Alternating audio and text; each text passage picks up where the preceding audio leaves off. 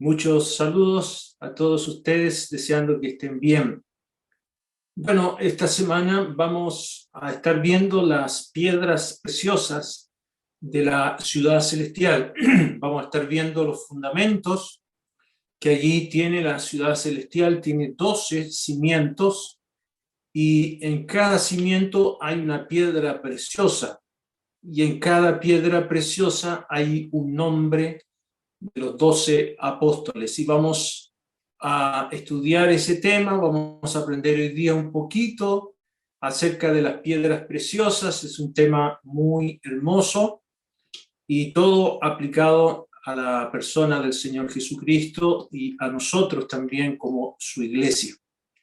Vamos a ir al libro de Apocalipsis, capítulo número 21. En el último libro de la Biblia está la ciudad celestial. Esta es la última estación de los creyentes. Cada creyente va a la ciudad celestial. Nosotros vamos a estar allí por toda la eternidad. Este es nuestro destino. Hoy día cada creyente que fallece abre sus ojos en la presencia del Señor en la ciudad celestial.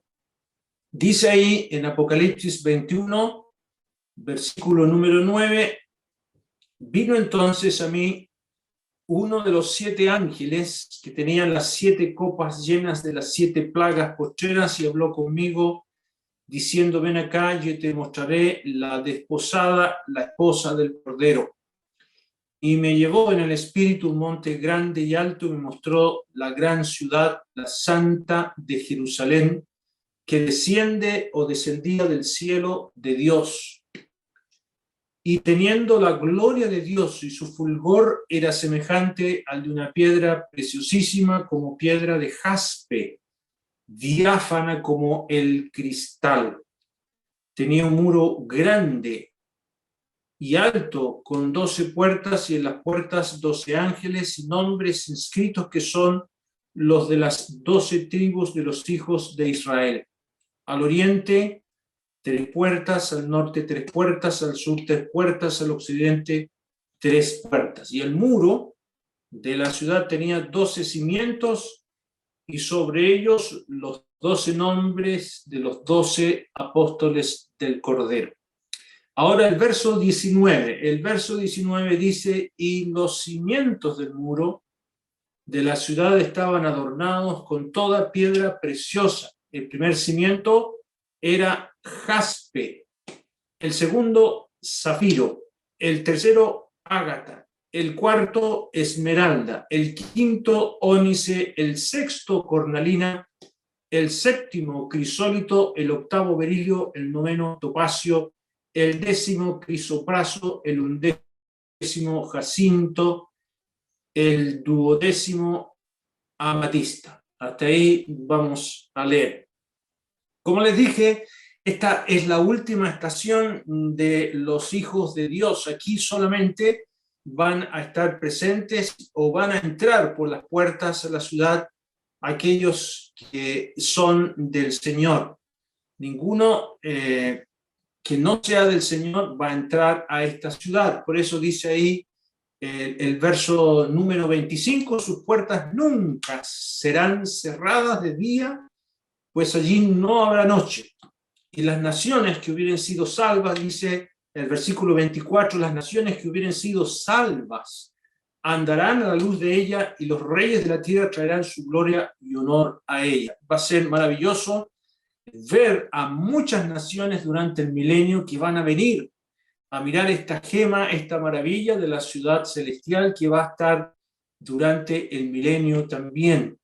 Y dice en el verso 27 como advertencia: no entrará en ella ninguna cosa inmunda o que hace abominación y mentira, sino solamente los que están inscritos en el libro de la vida del Cordero. Y esto es muy importante. Juan lo deja bien en claro, que esta ciudad no admite personas que están en sus pecados.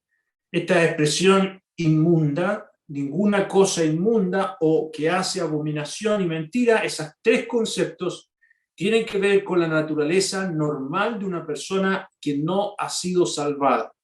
La Biblia dice, sea Dios veraz y todo hombre mentiroso, toda persona mentirosa. Nosotros somos mentirosos, nosotros somos abominables y nosotros estamos contaminados, inmundos por nuestro pecado y no podemos alcanzar la gloria de Dios. Pues bien, hay buenas noticias.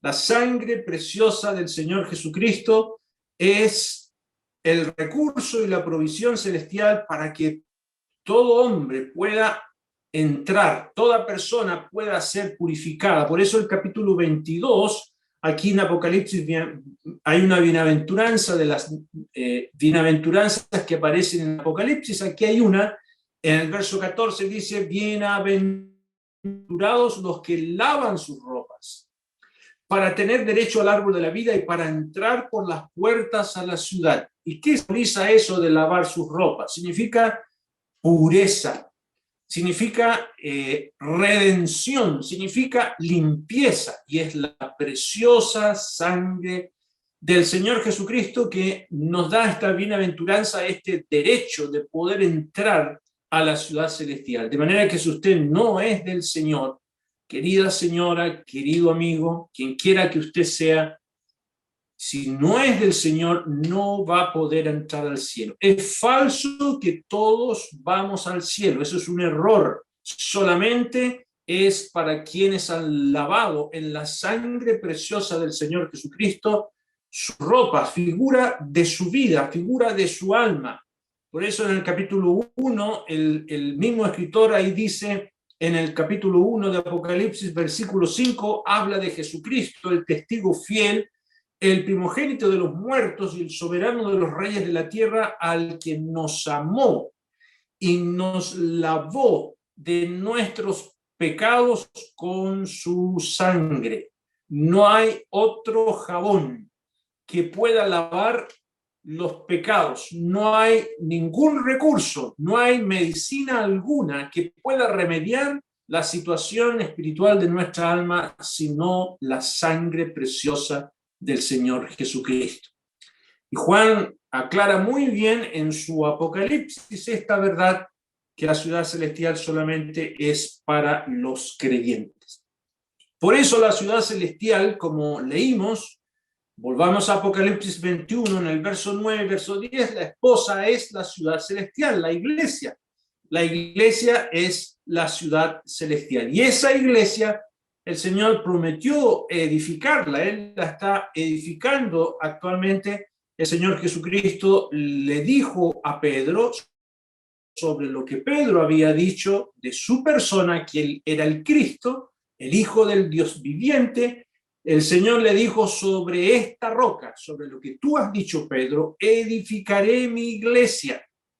De manera que la iglesia es como un edificio cuyo fundamento es el mismo Señor Jesucristo. Es un organismo viviente, todavía está aquí presente sobre la tierra, somos cada uno de los redimidos, pero es un edificio en construcción. La iglesia actualmente se está edificando por cada alma, por cada creyente convertido.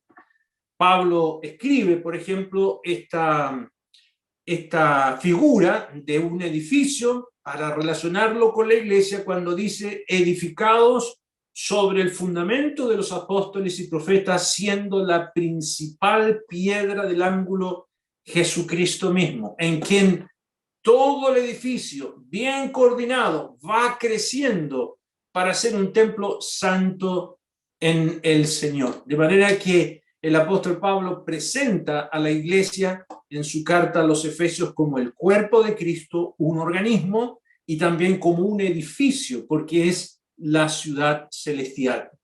En la misma terminología ocupa el apóstol Pedro cuando él está hablando de los creyentes, cuales sacerdotes dice, vosotros también como piedras vivas, sed edificados como casa espiritual y sacerdocio santo. Y ahí Pedro también ocupa la misma idea de un edificio formado por piedras vivas.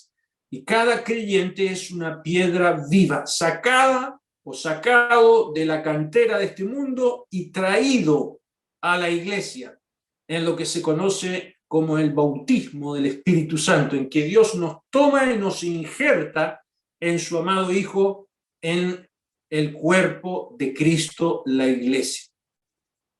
Muy bien, aquí tenemos entonces la ciudad celestial. Hoy día, como les dije, vamos a ver los cimientos. Yo no sé si usted alguna vez ha visto los cimientos de Santiago, no sé si se ha metido alguna vez en el alcantarillado. Yo me acuerdo allá en Punta Arenas, una vez iba por el centro y casi me caigo en un hoyo porque estaban en el centro de la ciudad cableando todo, sacaron los postes de la ciudad y tienen en la ciudad de Punta Arenas todo subterráneo, todos los cables ahora en Punta Arenas, en el centro de la ciudad, están bajo tierra.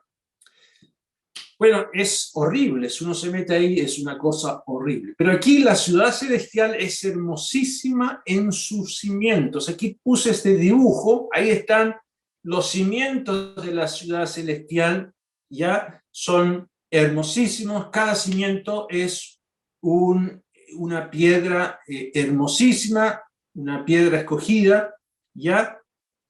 Y esos cimientos son del muro de la ciudad descrito ahí en Apocalipsis, el capítulo número 21, en el verso 14, se dice que el muro de la ciudad tenía 12 cimientos y sobre ellos los 12 nombres de los apóstoles del Cordero. En cada uno de los cimientos va el nombre de los apóstoles. ¿Y por qué va el nombre de los apóstoles? Porque ya lo hemos leído.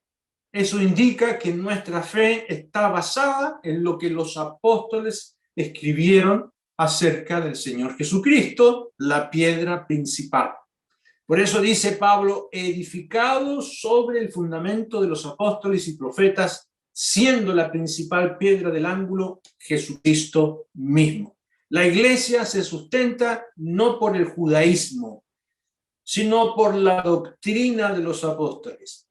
Ni siquiera por alguno de los apóstoles. Por eso aquí no se mencionan los nombres de los apóstoles. No tiene importancia qué piedra corresponde a cada apóstol. Algunos tratan de forzar esto y tratan de buscar una relación entre cada piedra con algún apóstol, pero es una pérdida de tiempo porque el Espíritu Santo no nombra qué piedra corresponde a cada apóstol. Ahora, es verdad que hay apóstoles destacados como Pedro.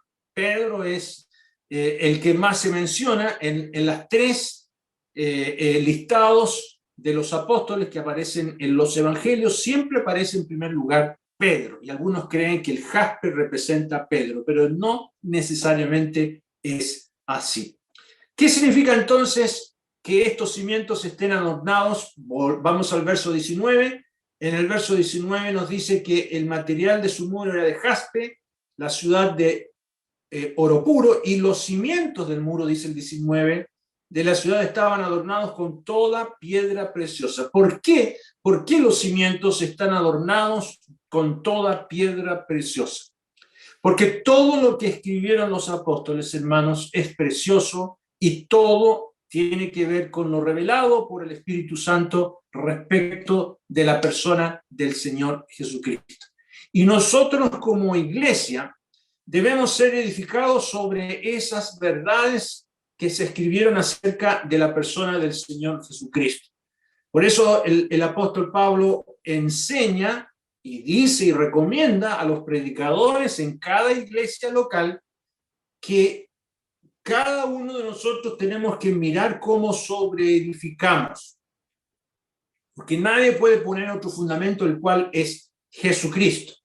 Y si sobre este fundamento alguno edificare oro, plata, piedras preciosas, madero, heno o hojarasca, la obra de cada uno se hará manifiesta, porque el día la declarará, pues por el fuego será revelada, y la obra de cada uno, cual sea, el fuego la probará. Pablo ahí, donde estoy citando en 1 Corintios capítulo número 3, parece decir que hay un examen especial en el tribunal de Cristo para los que enseñan al pueblo de Dios. Los que enseñan al pueblo de Dios están sobreedificando, pero debemos tener cuidado en qué materiales usamos. Hay 6 materiales que menciona Pablo. 3 resisten el fuego y los otros 3 se queman. El oro, la plata y las piedras preciosas resisten el fuego, pero la madera, el heno y la hojarasca se queman. De manera que, ¿qué representa el oro, la plata y las piedras preciosas? Al Señor Jesucristo y sus maravillosas riquezas que están en él. El oro, su deidad; la plata, su obra de redención; y las piedras preciosas, su obra magnífica y completa, que el Espíritu Santo nos ha revelado en los 66 libros de la Biblia.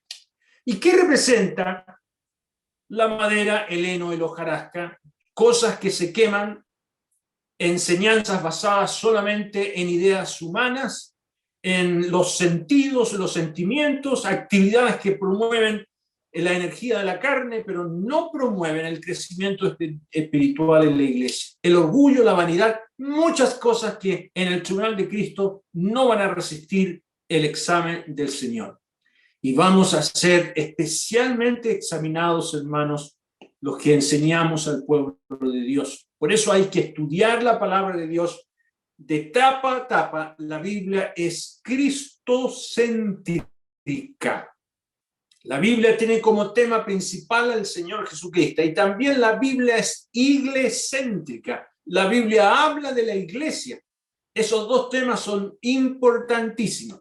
Es verdad que la Biblia tiene muchos temas, como por ejemplo yo voy a hablar de las piedras preciosas hoy día, pero todo tiene que llegar a la persona del Señor Jesucristo, todo tiene que llegar a la iglesia, y la razón por la cual el Señor está edificando la iglesia. ¿Cuál es el objetivo de la ciudad celestial? Aquí en Apocalipsis 21:18 dice: el material de su muro era de jaspe. Hoy día vamos a ver un poco esta primera piedra, el jaspe.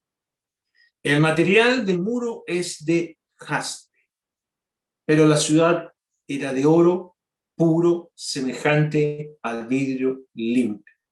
Realmente el propósito, hermanos y amigos de la iglesia, es reflejar la gloria de Dios. Todo lo que hay ahí es para reflejar la gloria de Dios. Aún más, ¿quién va a estar ahí? Dice el verso número 22, no vi en ella templo, porque el Señor Dios Todopoderoso es el templo de ella y el Cordero. Ahí mismo va a estar Dios y el Cordero irradiando su gloria. Así que va a ser muy interesante, hermanos, cuando lleguemos allí. Quien va a irradiar con su gloria es nuestro Señor Jesucristo, que representa al Padre. Bueno, los cimientos, este dibujo me gustó mucho, como no sé si la vez pasada les hablé que cada puerta es una perla. Maravilloso, ¿no es cierto? La perla es una piedra preciosa del reino animal. Aquí en el dibujo se ven los cimientos de distintos colores, con los nombres de los apóstoles, ¿ya? Y cada uno de ellos que escribieron en la palabra de Dios, los profetas también que nos dejaron lo que hablaban del Señor Jesucristo, todo eso es el fundamento de la iglesia. Estamos edificados sobre el fundamento de los apóstoles y la iglesia. Eso se llama la fe una vez dada a los santos, según el libro de Judas, capítulo 1, versículo 3. La fe una vez dada a los santos está en los 66 libros de la Biblia. Una vez un hermano allá en Punta Arenas me dijo, hermano, él era bautista y quiso congregarse con nosotros y me dijo, hermano Camilo, ustedes tienen un código de fe, una norma de la fe, de lo que ustedes practican y hacen y creen, una declaración de fe. Yo le dije, hermano, aquí está, y le pasé la Biblia. Los 66 libros, hermanos, dicen lo que creemos y lo que hacemos. Eso se llama la fe una vez dada. Eso aparece ahí en Judas 1:3. Y Judas nos invita a contender ardientemente, a defender ardientemente la fe una vez dada. Esa expresión una vez dada significa una sola vez revelada.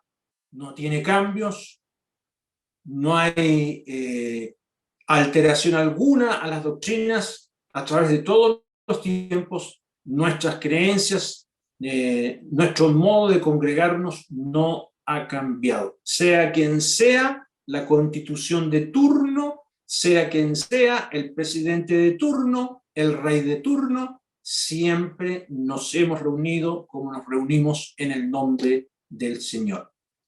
Bueno, la primera piedra, así como el muro de la ciudad es de jaspe, la primera piedra que se menciona en el verso 19 es el jaspe, y los cimientos del muro de la ciudad estaban adornados de toda piedra preciosa. El primer cimiento es jaspe. Ahí está esa piedra. ¿Qué es lo que es el jaspe? Bueno, para los que saben algo de geología, de mineralogía, les cuento, yo no sé mucho, les cuento que el jaspe es un silicato de cuarzo, de la familia de las piedras calcedonias. Son piedras muy hermosas y son piedras con las cuales se puede trabajar, se puede escribir sobre ellas. Por eso están en cada piedra los nombres de los apóstoles. Y es interesante que el Señor tome las cosas naturales para hablarnos de cosas espirituales. Por ejemplo, aquí hay una calcedonia. Esta es una piedra de jaspe de color sangre, de color rojo, así, marrón. Es un color muy hermoso. Y la palabra jaspe significa piedra manchada. Eso significa la palabra jaspe. Hay de muchos tonos, hay azules combinados con rojo, hay negros combinados con blanco, hay con naranjo. Realmente hay una variedad de piedras de jaspe. Sin embargo, aquí en el Apocalipsis aparece mostrándonos la gloria de Dios, y parece ser que la piedra de jaspe que se menciona aquí es la de color blanco. Y es una piedra que es opaca. El jaspe es opaco. El jaspe no es translúcido, el jaspe no es brillante. Y aquí Juan en su Apocalipsis lo describe como casi parecido al diamante en su fulgor y en su gloria. Y entendemos que ha experimentado un cambio.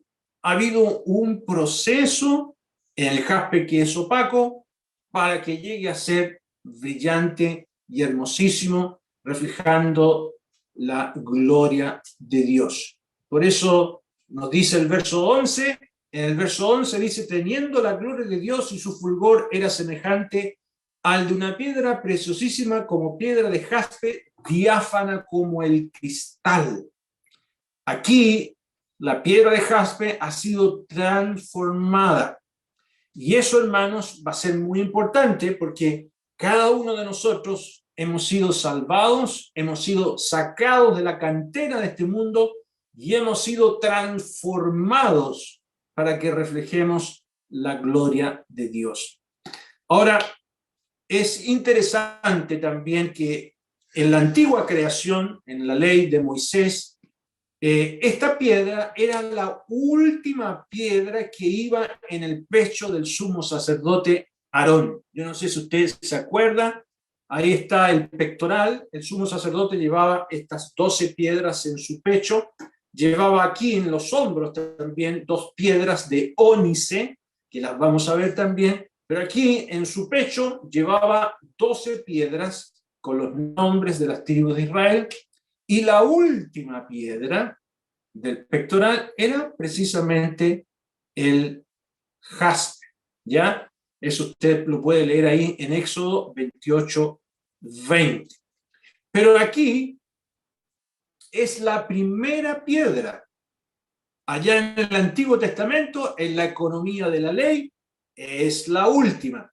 Ahora en la nueva creación es la primera. Y eso también, anótelo, el cambio que hay en cuanto a la posición de la piedra de jaspe. ¿Y por qué ahora es la primera? Bueno, porque el jaspe es un emblema de la imagen de Cristo delante de Dios. Vamos a leerlo en Apocalipsis capítulo número 4. En Apocalipsis capítulo número 4, cuando Juan es llevado en el Espíritu como profeta y ve el cielo, dice en el verso 3, en Apocalipsis 4:3, que el aspecto del que estaba sentado era semejante a piedra de jaspe y de cornalina, y había alrededor del trono un arcoíris semejante en aspecto a la esmeralda. Yo voy a poner un dibujo más o menos de lo que vio Juan en esa visión. Yo encontré espectacular este dibujo. Yo siempre había querido dibujar esta escena en el cielo y encontré este dibujo. Ahí al medio se ven los 4 seres vivientes y alrededor del trono los 24 ancianos, y detrás de los 24 ancianos está el coro celestial angelical. Y ahí está el trono y el aspecto del que está sentado en el trono, número 1, semejante a piedra de jaspe; número 2, semejante a piedra de cornalina; y número 3, semejante al aspecto de la esmeralda. 3 colores: el blanco del jaspe, el rojo de la cornalina y el verde de la esmeralda. No sé si vamos a alcanzar a ver la esmeralda, pero la esmeralda es de un color verde maravilloso. Y aquí está el aspecto, en primer lugar, del jaspe. El que está sentado en el trono irradia este aspecto. ¿Por qué? ¿Y por qué está en primer lugar el jaspe? Porque él es el originador. ¿Cómo se dice? Origen. El que da origen, originador de todo, y es el consumador de todo, nuestro bendito Salvador. Por eso, mire cómo aparece en el capítulo número 1 de Apocalipsis, capítulo número 1, versículo número 8, se dice del Señor: yo soy el alfa y la omega. En el alfabeto griego, la primera y la última letra. Principio y fin, dice el Señor, el que es y que era, que ha de venir, el Todopoderoso. Él es el que da origen a todo y Él es el que termina todo. Es el que está antes de todo. Él siempre ha existido. Capítulo número 3 también de Apocalipsis, en el verso número 14, dice a la iglesia de Laodicea, escribe al ángel de la iglesia en Laodicea, aquí el amén, el testigo fiel y verdadero, el principio de la creación de Dios. Mire cómo se presenta el Señor a la iglesia de Laodicea. Él es el que origina todo, es el que ha creado todo, y que todo ha sido hecho para Él y por Él, tal como lo dice el apóstol Pablo en la carta a los Romanos, cuando dice: porque de Él y por Él y para Él son todas las cosas. Romanos 11:36. ¿Sí? El Señor es el creador, es el originador, es el consumador, y todas las cosas han sido hechas por Él y para Él, para su gloria. Todo comienza con nuestro bendito Salvador y culmina con nuestro bendito Salvador. Por eso estaba en la última piedra en el pecho del sumo sacerdote, y ahora está en la primera piedra en el cimiento de la ciudad. Ya todo comienza con Él y termina con Él. En el libro de Apocalipsis, en el capítulo 22, vuelve a repetir esto, el verso 13, dice: yo soy el alfa, el omega, el principio y el fin, el primero y el último. ¿Ya? Entonces, en el pecho de Aarón era la última piedra, pero ahora aquí es la primera piedra mencionada en la ciudad celestial. Y saben, hermanas y hermanos, que la piedra de jaspe llevaba el nombre de una tribu, de la tribu de Benjamín. ¿Y sabe lo que significa en hebreo Benjamín? Significa hijo de la diestra. Eso significa el nombre Benjamín. Y va asociado con el jaspe, el blanco puro, resistente al pecado y de absoluta santidad. Pero también está la cornalina. Y la cornalina era otra piedra que llevaba el nombre de la tribu de Rubén. Y Rubén, en hebreo, significa mirad un hijo. También está la esmeralda. ¿Y sabe usted que la esmeralda iba grabada con el nombre de otra tribu? La tribu de donde viene el Señor Jesucristo, Judá. Y Judá, en hebreo, significa alabanza. Entonces, esta irradiación, este aspecto que del trono sale con estos tres colores, al acercarse a ese trono y mirarlo, destella y declara: mirad al Hijo de su diestra para alabanza de su gloria. El lenguaje que se ve en colores podríamos resumirlo así: miren al Hijo de su diestra para alabanza de su gloria, porque, hermanas y hermanos, el que está sentado en el trono no es el Señor Jesucristo, es el Padre. Pero el Padre quiere que conozcan a su Hijo. El Padre quiere que honremos al Hijo. Por eso el Evangelio de Juan dice que el Señor Jesucristo dijo: para que todos honren al Hijo. El que no honra al Hijo no honra al Padre. El propósito del Padre es que honremos a su amado Hijo y lo reconozcamos como Dios y le sirvamos. Vuelvo a repetir: el que está sentado en el trono es el Padre. Luego, en el capítulo 5, viene el Cordero. Apocalipsis capítulo número 5 nos dice ahí en el verso número 6: miré y vi que en medio del trono y de los cuatro seres vivientes y en medio de los ancianos estaba en pie un cordero como inmolado, que tenía 7 cuernos y 7 ojos, de los cuales son los 7 espíritus de Dios enviados por toda la tierra, y vino y tomó el libro de la mano derecha del que estaba sentado en el trono. ¿Quién está sentado en el trono? El Padre. Y aquí viene el Cordero a reclamar su derecho de hacer todos los juicios que vienen ahora, del capítulo 6 hasta el capítulo 19 del Apocalipsis. Es el Cordero. Y hermanas y hermanos, es muy hermoso esto. ¿Quién está sentado en el trono? El Padre.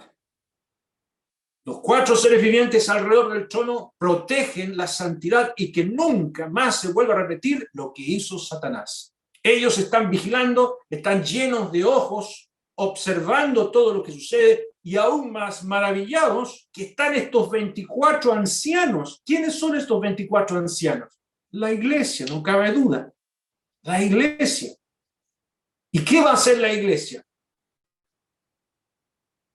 Después del tribunal de Cristo, yo no sé si ustedes alcanzan a ver el dibujo, apenas me salió chiquitito, los 24 ancianos se postran y echan sus coronas a los pies del que está sentado en el trono. Apocalipsis 4, versículo 10. Dice ahí en Apocalipsis 4, 10: y los 24 ancianos se postran delante del que está sentado en el trono y adoran al que vive por los siglos de los siglos, y echan sus coronas delante del trono. Hermanos, las coronas que el Señor nos va a dar en el tribunal de Cristo no son para que las llevemos en el cielo, son para ponerlas a los pies del Señor. Y tienen que ver con cuánto hemos honrado y edificado, influenciado a otros con el Evangelio y con las riquezas de nuestro Señor Jesucristo.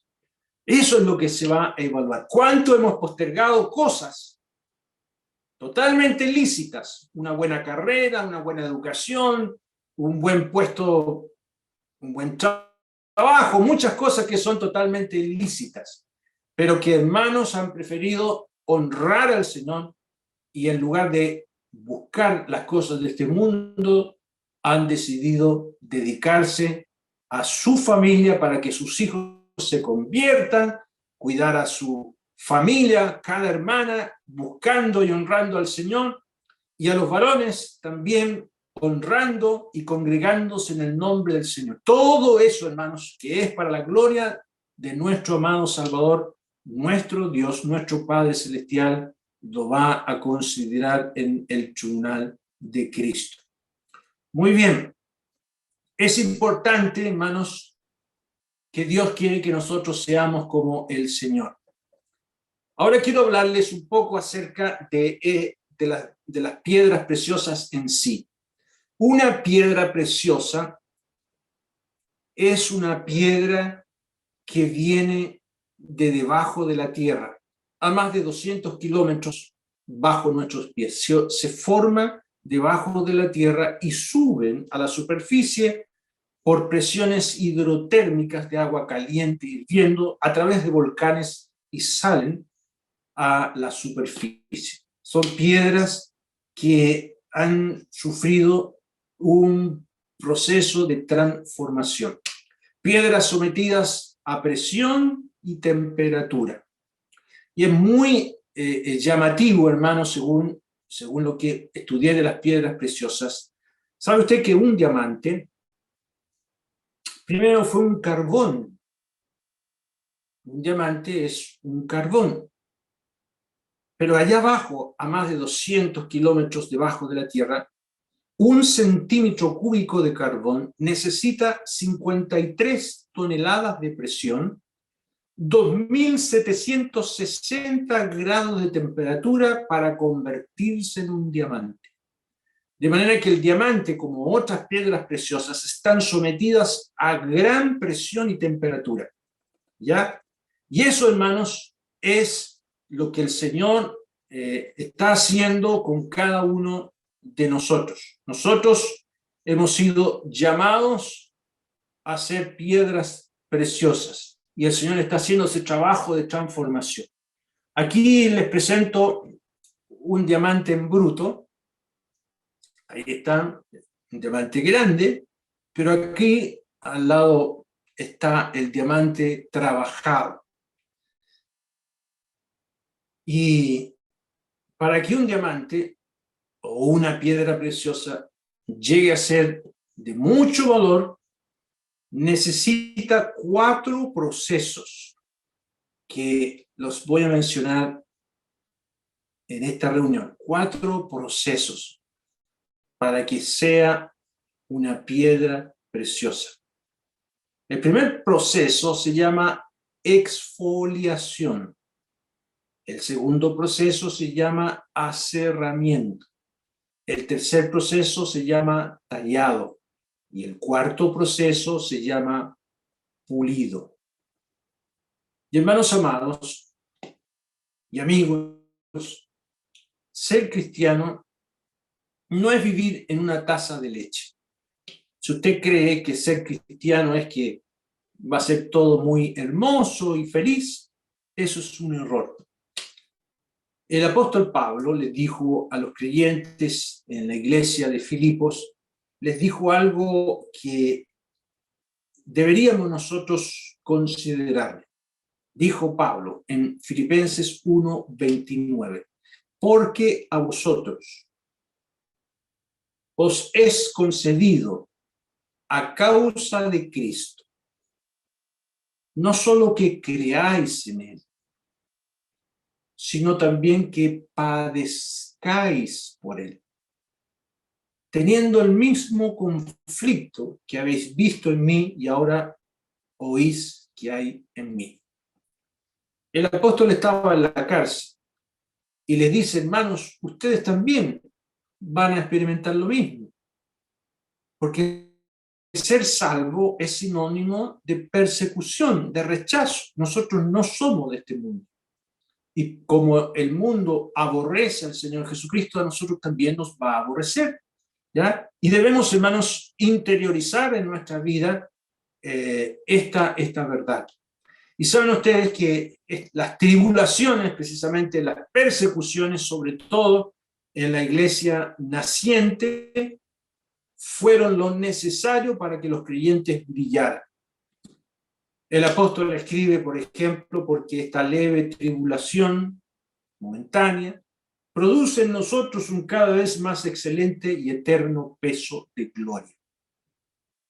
Esos creyentes al comienzo fueron perseguidos, fueron llevados a los coliseos romanos, los quemaban, los entregaban a las fieras, los despedazaban, y como dice en el libro de Hebreos, algunos los aserraron por su fe o los cortaron con sierra, como pasó, dice la tradición, con el profeta Isaías. Bueno, hermanos, es mucho sufrimiento que la iglesia ha padecido.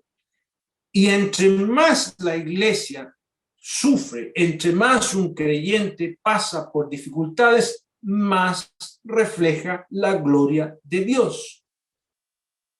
El apóstol Pedro habla en su primera carta mucho de los sufrimientos, porque en su tiempo, bajo Nerón, la iglesia fue cruelmente perseguida.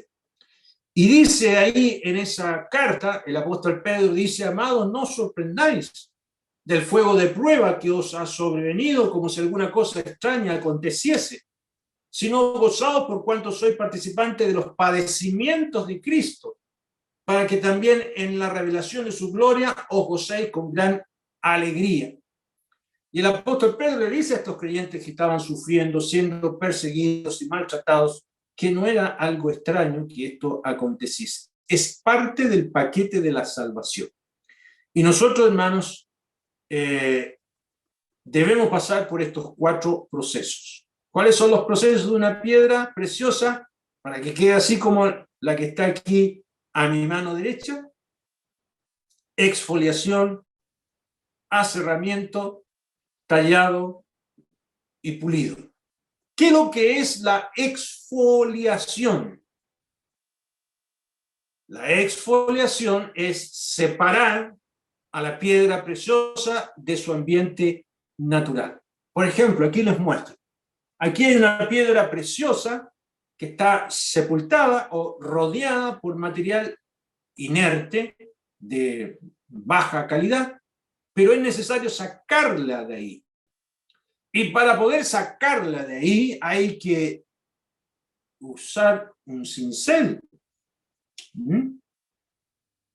Y esto, hermanos, la exfoliación es fundamental para separarnos de lo que nos es natural.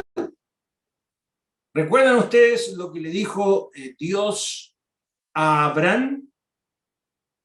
Le dijo: vete de tu tierra y de tu parentela y de la casa de tu padre a la tierra que yo te mostraré. Y por la fe, Abraham salió sin saber a dónde iba. ¿Cuál fue la exfoliación para Abraham? Tenía que salir, dejar atrás a su familia, la comodidad. Tenía que separarse de lo que amaba, de lo que le era natural. Bueno, y Abraham, usted sabe lo que hizo: se llevó a su sobrino Lot, porque los judíos son así, les gustan las familias, y estaba él y su esposa, que era estéril, y dijo: bueno, llevémonos a este sobrino. Y le fue un tremendo problema. No, tengamos mucho cuidado con aquello.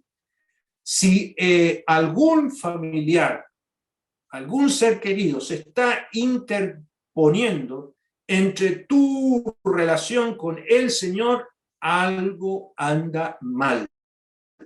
Y es necesario la exfoliación. El Señor dijo: el que ama a padre o a madre más que a mí, no es digno de mí. Y el que ama a hijo o a hija más que a mí, no es digno de mí. Absolutamente nada tienen que interponerse en nuestra relación con nuestro bendito Salvador. Y el Señor fue muy franco en decirle esto a todos sus seguidores, no solamente a los apóstoles, a todos. El Señor les dijo claramente: así pues, cualquiera de vosotros que no renuncia a todo lo que posee, no puede ser mi discípulo. Renunciar es algo que cuesta mucho. Es indispensable, hermanos, para ser útiles al Señor. Cuando vivimos en una vida común y corriente, nos transformamos en creyentes mundanos. Y podemos estar en el mismo peligro en el que quedó aquel discípulo a quien Pablo escribe y tiene que decir: Demas me ha desamparado y se ha ido a Tesalónica, amando a este mundo. ¿Qué le pasó a Demas? Algunos creen que era un inconverso. No, yo no creo que era un inconverso. Era un creyente genuino, pero que amaba las cosas de este mundo, las cosas naturales. Y terminó su vida sin decirnos nada que ocurrió con él. Entonces, hermanos, por eso la exfoliación, el ser separado de lo natural, es un proceso que cuesta, pero es muy importante que lo realicemos. Pablo lo aprendió, por eso dijo Pablo: pero cuántas cosas para mí eran ganancias, la he estimado como pérdida por amor de Cristo, y ciertamente aún estimo como pérdida todas las cosas, por la excelencia del conocimiento de Cristo Jesús, mi Señor, por amor del cual lo he perdido todo y lo tengo por basura para ganar a Cristo. El apóstol Pablo quería ganar, tomar más de Cristo, separarse de cualquier cosa que pudiese truncar su servicio al Señor.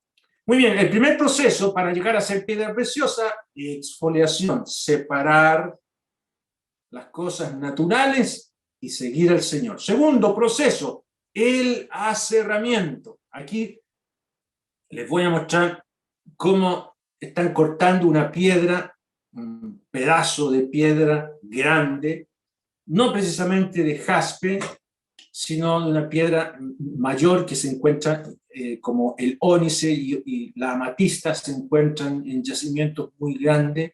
Aquí tenemos este proceso de aserramiento. ¿Qué es lo que es el proceso de aserramiento? Someter la piedra a una sierra. Y aquí, hermanos, tenemos un proceso en que el creyente es tocado directamente por Dios. Aquí nos llega al hueso la separación, el dolor y la prueba, tal como el Espíritu Santo escribe: ya habéis olvidado la exhortación que como a hijos se os dirige, diciendo: hijo mío, no menosprecies la disciplina del Señor, ni desmayes cuando eres reprendido por él, porque el Señor al que ama disciplina y azota a todo el que recibe por hijo. Y hermanos, el aserramiento nos habla entonces de una disciplina interna en que Dios trata solamente con sus hijos. Porque el Espíritu Santo dice: si soportáis la disciplina, Dios os trata como a hijos. Porque ¿qué hijo es aquel a quien el Padre no disciplina?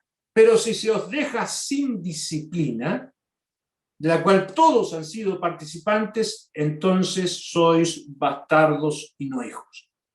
Una persona que dice ser salvada y no has pasado por este proceso de aserramiento es porque no es un hijo legítimo. Dios siempre disciplina a sus hijos.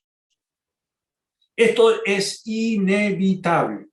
Este aserradero que prueba a cada creyente, a los hijos legítimos, lo hace Dios. Y Dios es experto en sacar lo que no conviene. Y muchas veces, hermanos, a veces Dios aserra, corta y saca de nuestras vidas cosas que nosotros considerábamos de mucha importancia, pero Dios las retira de nuestra vida para que nosotros podamos ser dóciles en sus manos. El tercer proceso de una piedra preciosa es el tallado. El tallado. ¿Qué es lo que es el tallado? El tallado es fundamental, pues se trata de darles varias caras a una piedra. Como les mostré al principio, el diamante ahí el diamante tiene varias caras. Esa piedra ha sido tallada. Y entre más caras tiene una piedra preciosa, entre más caras se le hace una piedra preciosa, más refleja la luz. Toda piedra preciosa no tiene luz propia. La piedra preciosa refleja la luz que recibe. Y entre más caras tenga, más refleja la luz. Y eso, hermano, nos habla de cuánto reflejamos nosotros la gloria de Dios. Y Dios está haciendo este trabajo. Vamos a leerlo en en 2 Corintios, capítulo número 3, versículo número 18, dice 2 Corintios 3, 18. Por tanto, nosotros todos mirando, esto no es solamente para algunos, no es solamente para los ancianos de la iglesia, sino todos, hombres y mujeres. Por eso dice, por tanto, nosotros todos, mirando a cara descubierta, como en un espejo, la gloria del Señor, somos transformados de gloria en gloria en la misma imagen como por el Espíritu de Dios. Esa expresión, mirando cara a cara, descubierta, es solo posible cuando somos probados. Porque entre más cómodos y sin problemas, menos apreciaremos la gloria de Dios. Yo no sé si a usted le pasa que cuando hay problemas es cuando más se doblan las rodillas. Cuando uno está en apuros es cuando más busca la presencia del Señor. Bueno, es así. Y aquí dice, transformados en la misma imagen. Eso quiere decir según el carácter del Señor. Y agrega, como por el Espíritu del Señor. Eso indica que el escultor es Dios el Espíritu. Dios el Espíritu está esculpiendo, está tallando nuestra vida para que seamos como su amado Hijo. Y hoy día no estamos viendo, nosotros no sabemos cuánto nos parecemos al Señor. Va a llegar ese día, hermanos, cuando estemos en la presencia del Señor, que veremos cuánto nos parecemos a nuestro Salvador. Como dice Juan, amados, ahora somos hijos de Dios y aún no se ha manifestado lo que hemos de ser, pero sabemos que cuando Él se manifieste, seremos semejantes a Él porque le veremos tal como Él es. Cuánto tú o cuánto yo me parezca al Señor es el gran propósito de nuestra salvación, para que reflejemos la gloria de nuestro bendito Salvador. El último proceso es el pulido. ¿Y qué es lo que es el pulido? El pulido es ese proceso en que una piedra es sometida a un pulimiento. ¿Para qué? Para darle a cada cara concavidad. Cada cara de un diamante o de una piedra preciosa, cada cara no es plana, tiene una concavidad. Y eso es para que la luz se refleje mejor. Y ese trabajo lo tiene que hacer un experto. No lo puede hacer cualquier persona. Ese proceso de pulimiento, aquí se está puliendo una esmeralda, y el que está puliendo la esmeralda ahí lo tiene que hacer con mucho cuidado, formando las caras. Y es muy interesante, hermanos, que para ser posible, para poder pulir una esmeralda, por ejemplo, que tiene una dureza 7 en la escala de Mohs. Las durezas en las piedras preciosas comienzan con el 0, que es el talco, y después viene el yeso, y finalmente llega al diamante, que tiene una dureza 10, es la dureza mayor. La esmeralda tiene una dureza 7. El jaspe tiene una dureza 7, es bastante duro. Y la única manera de poder pulir una piedra de jaspe, o como la esmeralda que se muestra aquí, es con polvo de diamante y aceite. Es la única manera. Se le va echando un poco de polvo de diamante y aceite, y de esa manera se logra pulir una cara. Y esto lo hace un experto, una persona que sabe de este trabajo. Y ese trabajo, hermanos y amigos, lo hace nuestro bendito Padre Celestial. Él sabe lo que es necesario hacer en nuestra vida. Y ese proceso de pulimiento lo podríamos analogar con lo que la Biblia habla como renovación. El Señor nos está puliendo, el Señor nos hace pasar por los procesos de prueba, de sacarnos de las cosas naturales, a veces las enfermedades, la pérdida de un ser querido, cualquier cosa que estaba estorbando que seamos útiles al Señor, el Señor lo saca. Eso se llama exfoliación en el mundo de las piedras preciosas. Después viene el aserramiento, en que el Señor disciplina personalmente a cada uno de nosotros. Después viene el tallado, en que Dios va haciendo que nos parezcamos más al Señor. Y finalmente, este proceso de renovación, el pulido. ¿Para qué? Vamos a 2 Corintios, capítulo número 4, versículo número 16. Dice el apóstol Pablo ahí: por tanto, no desmayamos. Antes, aunque nuestro hombre exterior se va desgastando, el interior, no obstante, se renueva de día en día. Y esto es lo que está haciendo el Señor en nuestras vidas para que reflejemos la gloria de Dios.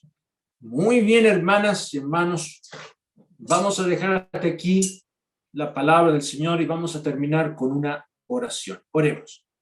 Bendito Padre Santo, te queremos dar gracias por tu Hijo amado, cuánto Él tuvo que sufrir para llevarnos a esta última estación donde nosotros vamos a abrir los ojos y veremos aquella ciudad celestial que Él mismo fue a preparar.